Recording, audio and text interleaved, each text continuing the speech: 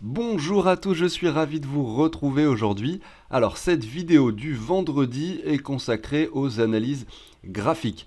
Et aujourd'hui, on a au programme le Bitcoin, l'Ether, le Litecoin, et ensuite on va regarder d'autres altcoins face au Bitcoin tout simplement. On ira peut-être aussi également voir un petit peu l'order flow du Bitcoin, on va peut-être un petit peu aller jeter un œil au dollar, aux actions classiques, je ne sais pas trop comment je vais m'organiser, mais on va analyser un petit peu tout ça. Donc ceux qui me suivent depuis un petit moment le savent déjà, mais je le répète, alors cette chaîne est consacrée à la gestion de portefeuille en général, savoir comment acheter, sur quelle plateforme, comment est-ce qu'on peut différencier le trading de l'investissement. Vous avez des vidéos toute la semaine sur des analyses graphiques.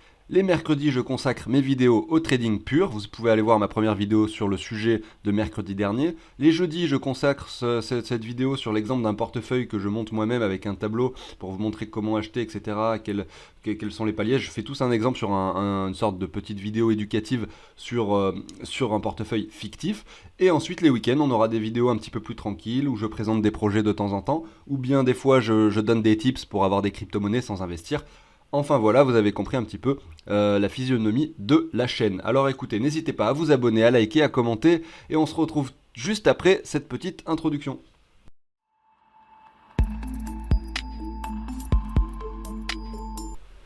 Alors on commence avec le Bitcoin face au dollar. Il y a déjà une chose intéressante que l'on peut constater ensemble, c'est que si je place ce Fibonacci, regardez, de retracement entre là et ici, on peut voir qu'on a touché pile poil les 123,6. Ce qui était finalement à prévoir, puisque on pourrait imaginer, donc il faudrait que je me mette en logarithmique, mais je ne vais pas le faire, que toutes les vagues d'avant finalement formaient une grande 1, 2, 3, etc. Et que ça serait une vague donc de correction.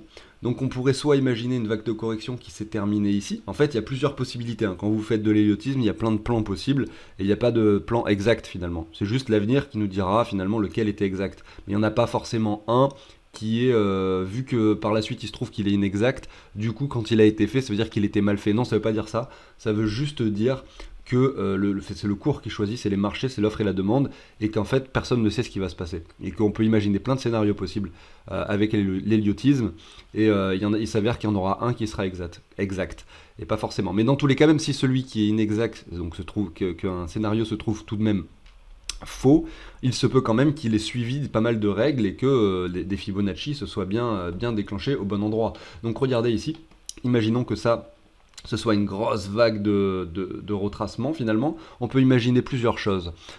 Soit une ABC qui ferait donc une ABC de correction qui ferait comme ceci. Donc on vient toucher à chaque fois les zones hautes des RSI, ce qui donc est cohérent, donc c'est possible. Et là on enchaîne du coup avec des vagues haussières. Donc là on aurait quelque chose de très haussier, on ne viendrait pas forcément rechercher des niveaux bien plus bas, ce qui me semble d'ailleurs très probable. Mais on peut également imaginer, et c'est là où le cours a justement finalement bien réagi, une ABC finalement qui irait chercher le sommet ici pour commencer la période de retracement, une A excusez-moi ici, une B ici et une C qui viendrait donc chercher les objectifs qu'on va essayer de détailler ensemble. Alors justement cette B du coup c'est là où j'avais mis le Fibo tout à l'heure, et ben dans les objectifs maximal qu'elle peut atteindre, il y a les 123. Vraiment, c'est l'objectif maximal. Je sais qu'ensuite, il y a des objectifs extrêmement rares qui sont des 138, je crois, quelque chose comme ça, un petit peu au-dessus, avec des mèches de liquidation, par exemple. Enfin, c'est possible. Mais en tout cas, si on vient casser clairement ce niveau-là, ou même plutôt, on va dire, pour vraiment confirmer le truc, les 138, on peut imaginer que cette figure serait complètement invalidée. Ce qui nous ferait imaginer que le Bitcoin ne retournerait a priori plus du tout en dessous des 10 000. Ça, pour moi, ça devient quelque chose de quasiment vraiment improbable. Si on casse ce niveau-là concrètement et qu'on clôture au-dessus des 123,6, pour moi, cette figure n'est plus viable et du coup, c'est quasiment impossible qu'on revienne chercher une C sur ces niveaux-là. Malgré tout, il faut savoir que là, cette figure est encore viable, puisque regardez, on les a touchés, on a rebondi dessus, pour l'instant, et du coup, on peut imaginer les objectifs suivants. Alors attention, ce sera des objectifs très bas, et justement, il ne faut pas prendre ça à la lettre. C'est-à-dire que si on fait une tronquée, donc ça pourrait être par exemple les 13 500, ça ok, on va dire que c'est possible, c'est plausible, on va dire, ça pourrait rester imaginable. En revanche, ensuite, les targets, c'est les 100, les 123, les 161,8. Donc bon, les 161,8 sont carrément impossibles puisqu'on est dans le négatif. Donc voilà. Donc les 100 et les 123, regardez, ça nous ferait aller à 7200 et à 3400. Pour moi, c'est improbable. Il y a très peu de chances qu'on y retourne. Donc je pencherai plus sur le scénario précédent. En revanche, il faut savoir que ce scénario existe également et qu'il peut être viable et qu'on peut imaginer un retour sur les 61,8. Et donc ça coïncide également avec notre clôture mensuelle des 14 000 qu'on pouvait observer sur le précédent bull run, sur les deux corps de chandelle ici. Ça correspond à notre volume profile également qui pourrait donc nous faire imaginer que le cours pourrait être attiré par les endroits où il y a eu énormément d'échanges de Bitcoin. Donc là, regardez, on est sur les 12 000, 13 000. On peut imaginer également retourner, mécher un petit peu cette zone-là, tout simplement. Enfin, il y a beaucoup de choses qui nous font dire que ça peut y retourner sans que ce soit forcément sûr et certain. On verra ce qui se passe. En tout cas, le premier trimestre 2021 risque d'être assez agité. À voir si le cours va directement partir sur la Lune ou si on va faire des petits retracements de 30-40% de temps en temps. Ce que je privilégie parce que, comme je le disais, il y en a eu énormément sur ces niveaux-là. Retracement de 30%, 2, 3, il y en a eu 6 pendant tout le bull run précédent. Je les avais comptés. Voilà. On regarde rapidement l'order flow, et donc là on pouvait s'y attendre évidemment sur sur des bougies vertes comme celle-ci. Énormément de personnes se sont fait liquider, l'open interest, donc le nombre de bitcoin qui étaient donc sur les plateformes, donc là je suis sur Binance en levier, ont chuté d'un coup, ce qui signifie que beaucoup de personnes se sont fait liquider, parce que beaucoup de gens misaient sur la baisse du marché des cryptos et avaient mis leur stop au-dessus des 20 000, puisque c'était l'ATH. Et toutes ces personnes-là en fait se sont fait liquider, et le cours allait les chercher, hein. Il est allé tous les chercher de façon à sortir tout le monde. Après, derrière, le cours stabilise un petit peu sur les niveaux des 23 à 24 000. On peut voir que justement l'open interest continue, enfin reprend un petit peu d'intérêt parce que les gens ici commencent à finalement acheter du Bitcoin. C'est un petit peu trop tard, mais beaucoup de personnes achètent du Bitcoin. On peut le voir justement parce que le funding rate est positif. Ce qui veut dire que les gens qui achètent du Bitcoin ici, enfin qui échangent du Bitcoin ici, le font à l'achat. D'ailleurs, on peut le constater ici. Majoritairement, il y en a probablement qui short, bien entendu. Je parle en majorité. Ce qui signifie que là, donc le cours peut potentiellement aller plus haut pour capturer de plus en plus d'acheteurs possibles, que le funding rate continue, donc reste positif pendant un moment. Comme ça avait été le cas, regardez ici, le funding rate était resté positif entre le 18 novembre et le 27 novembre, donc 10 jours. Donc voilà, on va essayer de capturer le maximum d'acheteurs. On va voir si justement cet indicateur reste positif, et on va voir combien de temps. En tout cas, ça peut nous indiquer simplement que beaucoup de gens passent à l'achat et que donc de la liquidité s'accumule plus bas pour potentiellement aller la chercher. Donc dans un premier temps, je pense que les gens qui passent à l'achat ici, où est-ce qu'ils positionneraient leur stop loss? Où est-ce qu'ils positionneraient leur stop loss? Si on se met à la place du trader qui va acheter ici. Alors déjà, c'est pas un bon endroit pour acheter puisqu'on peut pas. Alors il y a plusieurs possibilités. On peut soit mettre déjà son stop loss ici, donc en dessous, regardez de ces niveaux-là, donc aux alentours des 22 000. Alors ça me paraît déjà relativement moins risqué parce que s'ils perdent, là, ils perdent qu'un petit pourcentage finalement. Donc c'est un endroit intéressant peut-être pour mettre leur stop loss s'ils trade ici, s'ils lancent des trades à l'achat ici. Ou sinon, qu'est-ce qu'il y a comme niveau? Et bien ensuite, c'est directement les niveaux des 18 000, 17 000, etc. Donc le cours pourrait être amené, après avoir fait des poussées comme celle-ci, à si beaucoup de gens passent à l'achat ici, qu'on peut observer que le funding rate reste positif très très longtemps, on peut imaginer derrière que le cours viendra les chercher pour les liquider et qu'on verra donc des sortes de bougies baissières ou même des mèches très rapides pour aller les liquider aux alentours des 20 000 à 18 000. Je pense qu'il y aura déjà beaucoup de personnes à capturer sur ces niveaux-là. Voilà, on verra ce qui se passe, on va suivre ça ensemble. Est-ce que le funding rate va rester positif? Est-ce que l'open interest va continuer à grimper? Ce qui veut dire que beaucoup de gens vont continuer à acheter. Je vous tiendrai au courant de tout ça sur la chaîne pour essayer de voir un petit peu si le marché est prêt plutôt à baisser ou à grimper en fonction de ce qui se passe sur l'order flow, parce que c'est quand même souvent très intéressant à constater et relativement pertinent. Voilà, donc n'hésitez pas à vous abonner au passage, bien sûr. Allez, on continue. Je retourne rapidement sur mon graphique du Bitcoin. Alors je vais retirer ce petit volume profile. On va voir un petit peu où est-ce qu'on peut positionner nos targets. Donc on va reprendre finalement cette hausse. On va estimer que le top est atteint, ce qui n'est probablement pas le cas, mais on peut quand même déplacer nos ordres. Donc on peut imaginer mettre son premier ordre d'achat à ce niveau-là, son deuxième ordre sur ce niveau-là des 38,2, son troisième au niveau des 50%, et son quatrième au niveau des 61,8. Voilà, donc on va dire que tous les ordres ont un petit peu monté, voilà, de 2000 $ environ. Et en fait, tout simplement, puisque le cours continue à grimper, donc les moins 30, moins 40% qui peuvent arriver vont forcément arriver plus haut dans le futur. Donc il va falloir, pour ceux qui n'ont pas du tout acheté, ou alors si vous faites du dollar cost average, vous achetez un petit peu toutes les semaines, ça c'est une très très bonne solution. Sinon, vous pouvez faire les deux, hein, en parallèle, faire du dollar cost average, acheter un petit peu chaque semaine et garder un petit peu plus de liquidité pour essayer d'acheter justement sur des mèches, sur des bons niveaux. Donc ça peut l'être par exemple ici au 19 074, également au 16 200, également au 13 800 et la dernière target des 11 500. Ce sont donc des paliers d'achat et vu qu'on n'a pas de boule de cristal et qu'on ne sait pas où est-ce que va aller le cours, on fait des achats par palier, on commence à acheter un petit peu ici, si ça descend, on sera un petit peu en négatif avec ce qu'on a acheté ici, mais c'est pas grave, on rachètera ici, on garde la liquidité, on achète par palier, on fait pas n'importe quoi, c'est comme ça que ça se passe. Il ne faut pas tout investir, investir tout son capital et jouer au casino en disant moi je pense que le Bitcoin ira à 19 000 et pas plus bas, c'est impossible.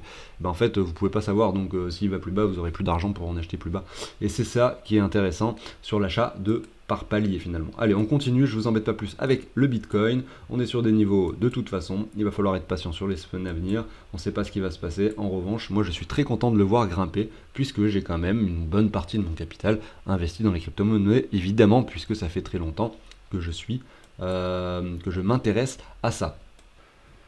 Alors je finis juste avec le Bitcoin, avec une petite trendline. Vous voyez, hein, des fois je mets des trendlines, des fois je n'en mets pas. J'essaye de faire des analyses différentes à chaque fois.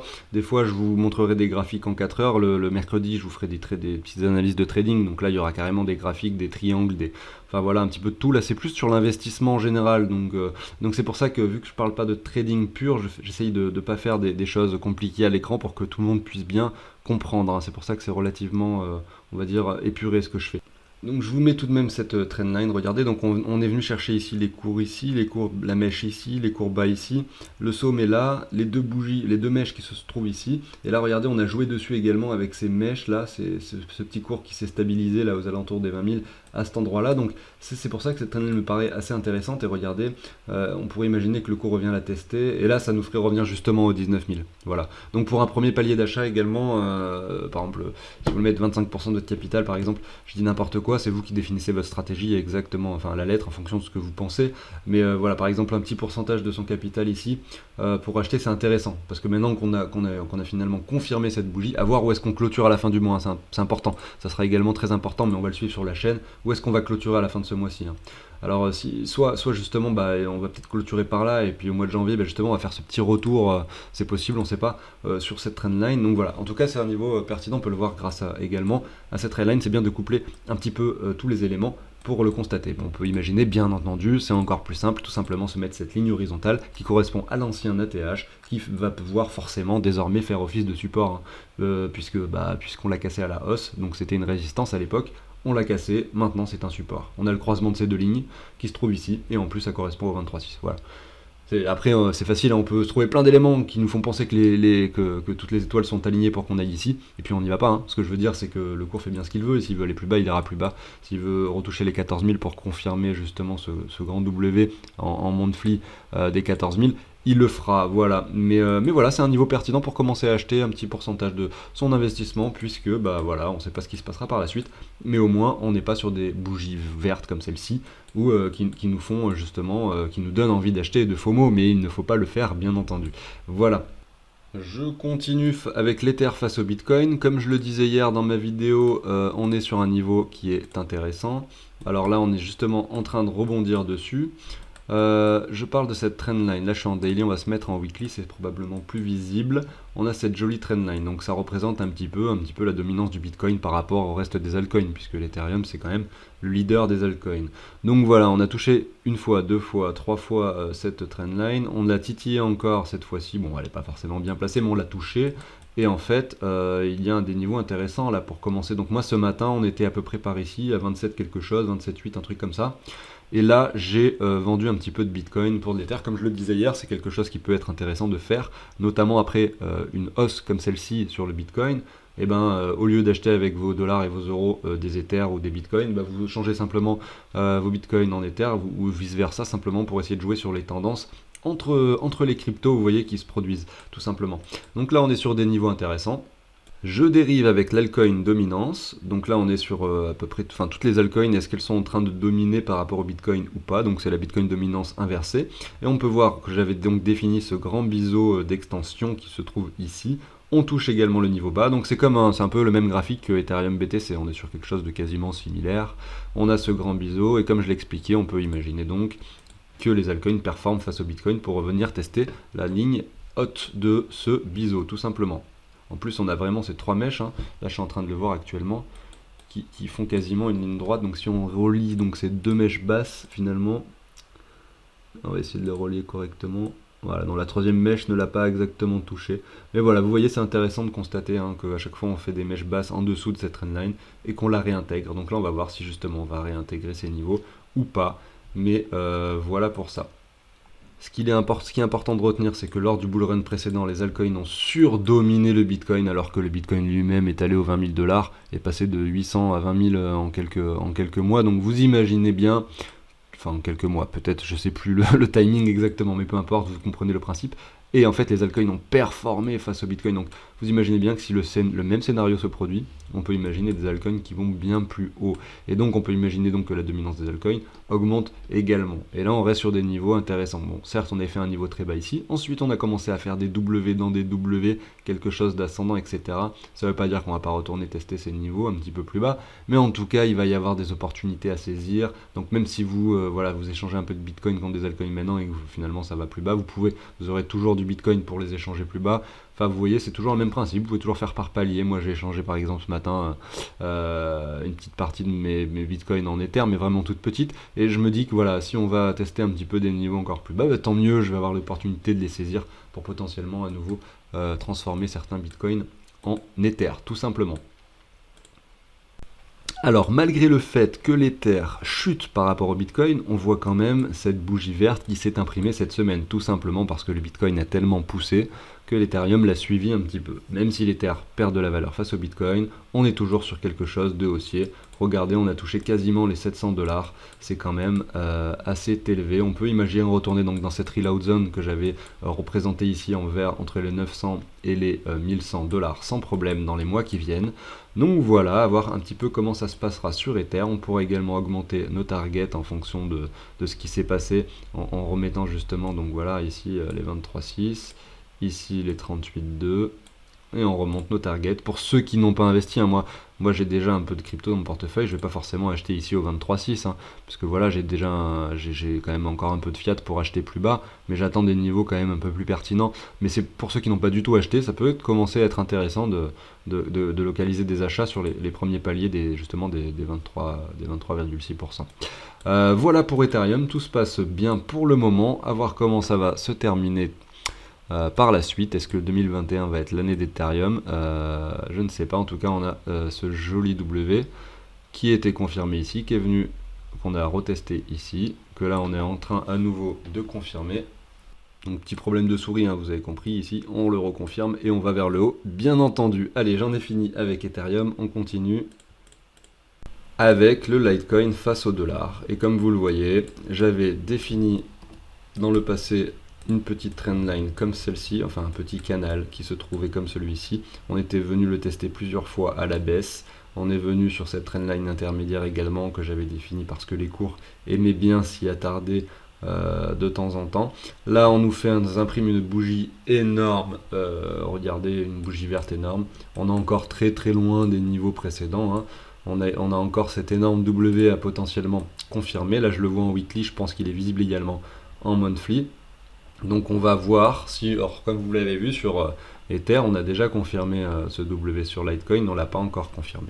Donc on a ce niveau-là qui peut faire office de résistance. Mais si on le casse, c'est open bar pour aller chercher des niveaux élevés. Donc déjà, aller retourner voir son ancien ATH des 400 $. Voilà, donc il est très probable que Ether retourne déjà sur cette première résistance aux alentours des 135 $ très prochainement, et on verra par la suite si le cours peut être amené par exemple donc à tout simplement résister un petit peu sur ces niveaux là pour ensuite le casser, confirmer le W, le retester et continuer à grimper, ou est-ce que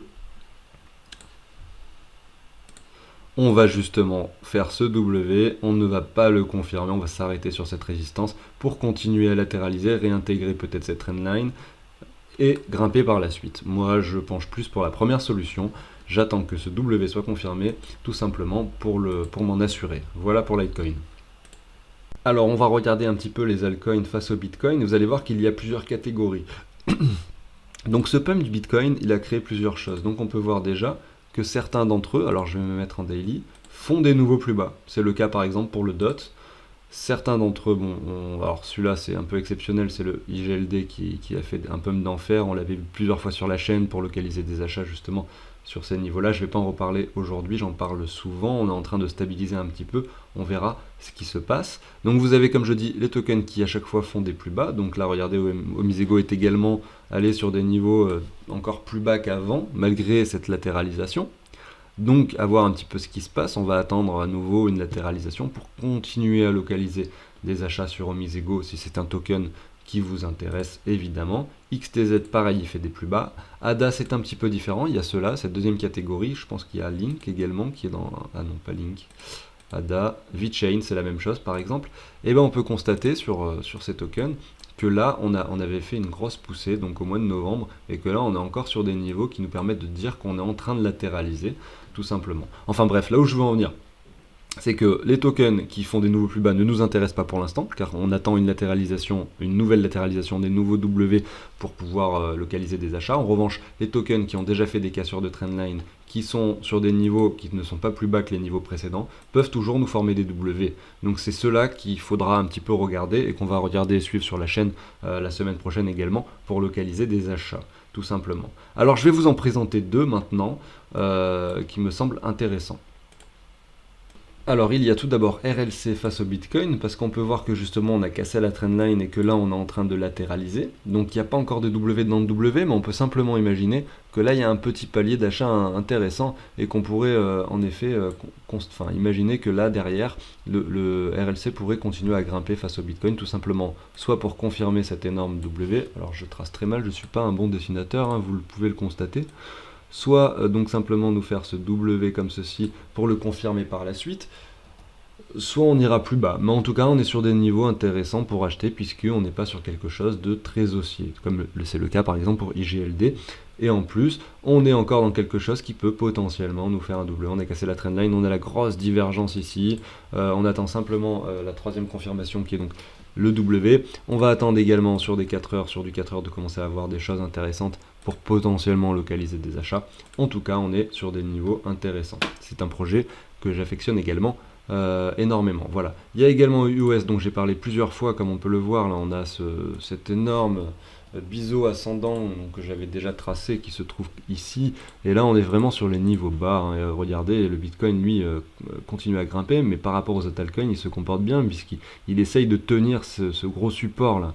Donc s'il le tient, ça va être simple. Hein. Si US tient ce support, il est très probable, très probable que l'on aille voir finalement, qu'on l'on retourne. Alors, attendez, je vous mets ça correctement. Voilà. S'il tient ce support, regardez, il était méché une fois, deux fois, trois fois, il est très probable que l'on retourne sur la borne haute ici. Voilà. Donc c'est là où je dis que c'est pareil, hein, une opportunité intéressante pour ce token. Et pour finir, on va regarder IOTA. On avait également cassé cette trendline. Pour revenir justement sur le niveau bas, on est en train de former un double bottom. Est-ce que c'est vraiment un double bottom qui va se confirmer avec ce WC? Ou est-ce qu'on va aller plus bas? C'est toujours la question qu'on se pose. En revanche, on peut voir que là, hier, on a imprimé une grosse bougie rouge, qu'on s'est arrêté justement sur ce support. Donc à voir. En tout cas, on est sur des niveaux assez intéressants d'achat pour ceux qui en veulent. C'était pas quand justement il y avait ces grosses bougies vertes qu'il fallait acheter du IOTA, mais plutôt sur le niveau actuel, quand personne ne s'y intéresse, vous comprenez bien. Donc c'est pareil, c'est un token que j'aime beaucoup, à voir ce qui se passera. En revanche, on est déjà sur des niveaux très bas face au Bitcoin, et je ne pense pas qu'il puisse aller beaucoup plus bas. Voilà pour ça. J'en ai fini avec les altcoins. Alors de façon générale, on peut voir que la plupart des altcoins sont relativement bas hein, par rapport au Bitcoin. Alors face au dollar, ils n'ont pas dû énormément bouger, certains ont même dû prendre beaucoup de valeur peut-être quand le Bitcoin a grimpé comme c'était le cas hier et avant-hier. Mais quand même, vous voyez, il y a quand même quand on le regarde face au Bitcoin, on voit qu'ils ont encore un potentiel énorme, ils font des nouveaux plus bas et il n'y a pas d'alt season pour l'instant, regardez plus bas, tout est plus bas. Donc quand il y aura vraiment cette alt season qui sera lancée, bah, ça va être intéressant de localiser des achats, de commencer à regarder les W, tout ça. Et justement, c'est ça qu'on va suivre sur cette chaîne au quotidien, essayer de trouver les opportunités autres également que le Bitcoin. C'est bien d'en avoir dans son portefeuille du Bitcoin, hein. Voilà, vous choisissez hein, entre 20, 50, 60% en fonction du risque que vous voulez prendre. C'est bien d'en avoir, il faut en avoir, mais c'est bien d'essayer de trouver des petites opportunités à droite, à gauche, tout simplement. Voilà, j'en ai fini avec cette vidéo. Merci d'avoir suivi de tout ça. Merci d'avoir écouté jusqu'au bout si vous êtes encore là. Et comme d'habitude, n'hésitez pas à vous abonner, à liker, à commenter, me dire un petit peu les projets qui vous intéressent, un petit peu les tokens que vous souhaiteriez que je regarde, les projets qui vous tiennent à cœur et que vous aimeriez que je présente également, que je puisse me renseigner dessus. Tout ça, n'hésitez pas. Et on se retrouve donc très bientôt pour de nouvelles vidéos. Salut tout le monde!